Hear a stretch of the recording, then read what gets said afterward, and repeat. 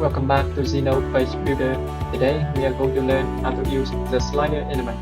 Slider or carousel is a great way to showcase multiple content sections in a compact, eye-catching format. Here you see an example of a slider. You can switch between the slides by dragging like this, or using the arrow icons. Let's walk through the options the slider has to offer. The first option we have is Slides. Here you can manage the slide items of the slider. You can add an item, or you can remove an item, duplicate an item, rename an item for easy identification. Let me name this color and this one to be denim, so I can easily distinguish between the items. Next, we have the option columns per page. You can change how many columns are showing in a single page. Let me set to 2, and you can see the 2 slides now show in the same page of the slider. You can choose columns slide per move to specify how many columns should slide in a single move. By default, it is 1, so if I click the next arrow, it will slide each column at a time. Slide speed specify how fast is the sliding animation. We can change it to very slow or very fast.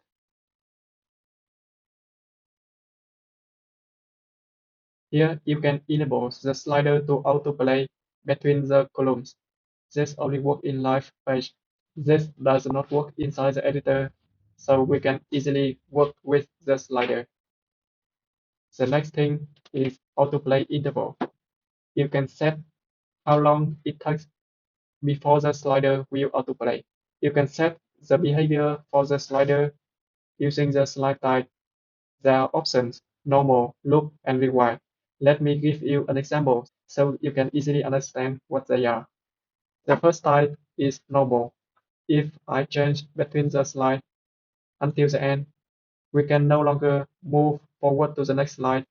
If we choose the slide type to loop and switch to the last slide, we can continue move forward to the first one like this.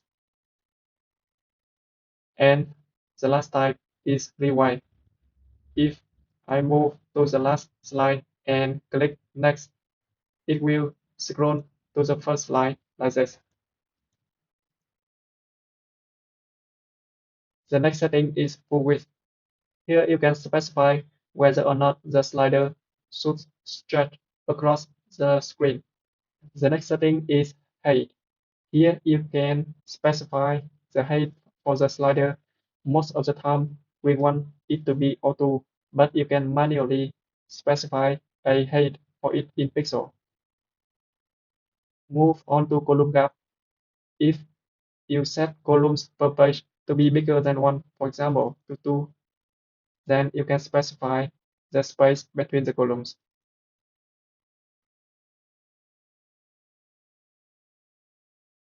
Let me change it back to 1 column per page. Next is color setting. Here you can choose the color for the controls of the slider. For example, if I change it to red, you see the arrow now turn red. You can enable or disable the arrows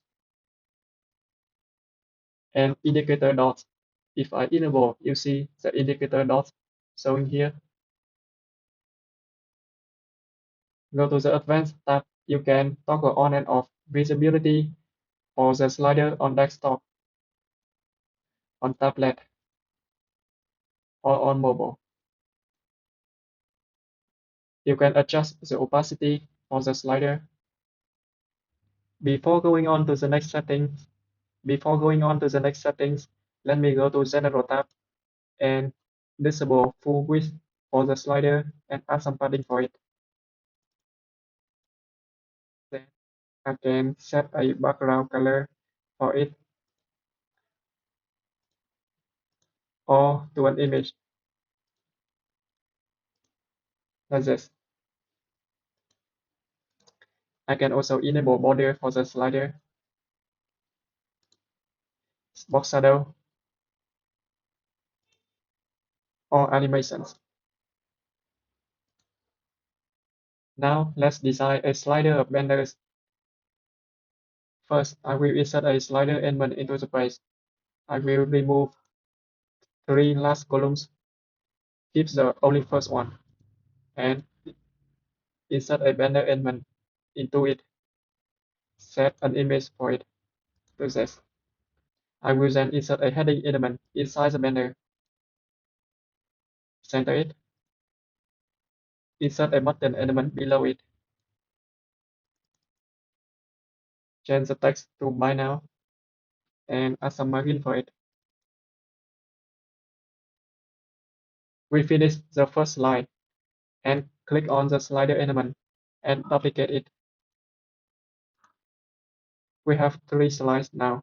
Let's change the information for the second and the third slide.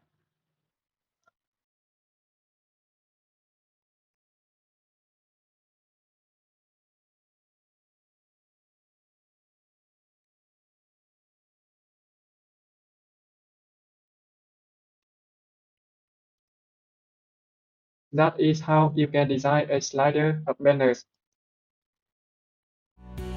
and it looks like this.